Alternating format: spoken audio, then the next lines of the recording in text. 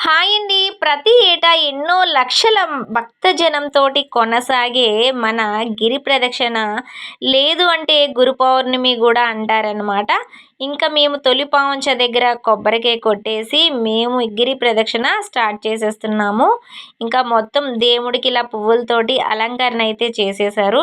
ఇంకా కొబ్బరికాయ కొట్టేసిన తర్వాత మా నటకనేది స్టార్ట్ అయిపోతుంది.